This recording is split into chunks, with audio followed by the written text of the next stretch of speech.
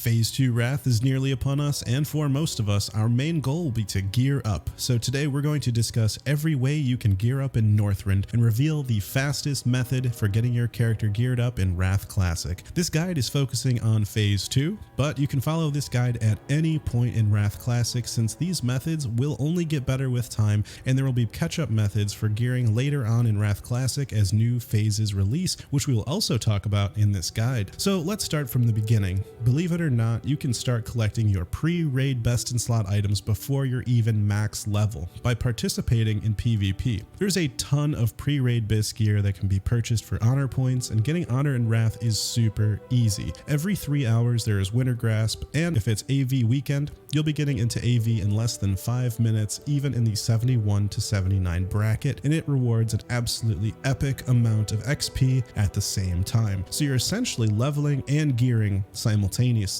And with the end of Arena Season 5, gear that was previously only available with Arena points will be available for purchase with Honor, making gearing through Honor even more worth it. It's a good idea to know what spec you want to play at 80 and to have a BIS list open while you're doing this, so in case you reach max Honor, you're ready to go and buy some items. You'll also acquire Winter Grasp Marks of Honor, which can be exchanged for gear. The cheapest piece costing 15 marks, which is just 5 wins. But let's be honest here, just 5 wins isn't always so easy, especially since one, you might not win, or you might not be on when Winter Grasp is about to start. So this isn't necessarily the fastest method for getting gear. Another source of gear is professions, engineering goggles, blacksmithing weapons, jewel crafting rings, necklaces, and trinkets, along with tailoring cloaks and armor. Professions can provide you with a ton of gear right when you hit level 80. Even if you don't have the profession, the gear that these professions craft are often bind and equip, so you can purchase them. If you have the gold, you can also buy a lot of your pre-raid BIS gear, but also BIS gear once Phase 2 comes out and Ulduar recipes are in the game. You can bet that these new Ulduar BOE epics will cost thousands, if not tens of thousands of gold, and gradually decrease in price as supply of runed orbs go up, which is the new crafting reagent in Ulduar, and demand decreases as more people acquire their gear. Also, don't forget that if you have a main character that is exalted with any of the new factions that sell BOA enchants, that you can also buy those for your alts, saving you a tedious reputation grind. I'm talking about enchants like the Sons of Hodir Shoulder enchant, or the Kirin Tor, Argent Crusade, Ebon Blade, etc. Helm enchants. Another source of gear actually comes from these same reputation vendors. For example, if you're a healer, there's a nice mace you can get from getting revered with the Wormrest Accord, for example. Reputation gear is probably the hardest to get and the least worth it in my opinion, especially since in Phase 2, you can just do Titan Rune Heroics, which already drop 10-man Noxramas, Malagos, and Sartharion gear. This, in my opinion, is actually one of the fastest ways you can go about gearing up a fresh 80. These Heroic Plus dungeons aren't much harder than regular Heroics, and you get really good gear from it, so it's definitely a great new option in Phase 2.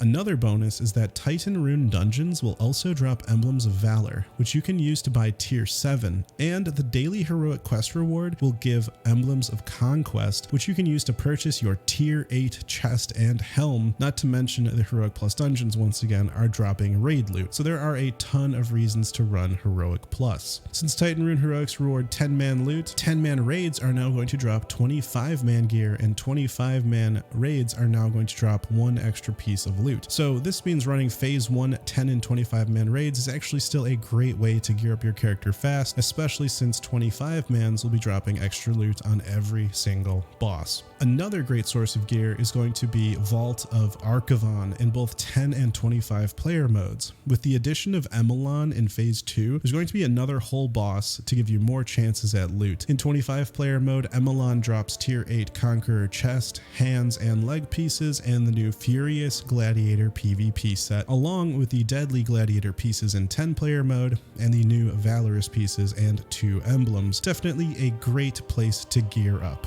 At this point, your character should have enough gear to head into Ulduar, which will be the source of everyone's best in slot gear. Even Ulduar 10 has best in slot gear from bosses like Algalon, who drops item level 239 gear in 10-man and 252 on 25-man, so finding a group won't be difficult. And of course, 25-man Ulduar will be the destination for a lot of BIS items for everyone, including the 25-man hard modes. We also mentioned in the beginning that we would talk about future gearing methods with Trial of the the Crusader releasing in Phase 3, we might have a similar effect to what we saw in Phase 2, which means 25-man Ulduar gear gets extra drops, 10-man Ulduar drops 25-man loot, and so on down the chain, making loot more accessible. It might not happen, but Blizzard has released a statement that they might continue what they're planning on doing in Phase 2 in future phases. Phase 3 also comes with a new dungeon, Trial of the Champion, which is another avenue for gearing up, dropping gear from item level 200 to as high as item level 219. And in Phase 4, when the Icecrown Citadel dungeons release, these are the Forge of Souls, Pit of Sauron, and Halls of Reflection. Within these halls, new powerful gear will be much more easily acquired, dropping entirely item level 219 gear. Also within the Frozen Halls instances, there is a chance for the Battered Hilt to drop. This item drops randomly from both elite, trash mobs, and bosses within any of the Frozen Halls instances on heroic mode, and begins the quest to create WOTLK, by far the most powerful weapon you can acquire before setting foot into a raid,